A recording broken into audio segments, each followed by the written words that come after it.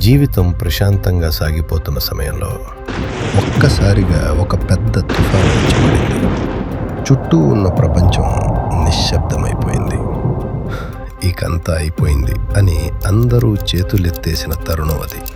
కళ్ళ ముందే ఒక నిండు ప్రాణం కరిగిపోతుంటే ఏమీ చెయ్యలేని నిస్సహాయ స్థితిలో ఆ కుటుంబం ఏం చేసింది?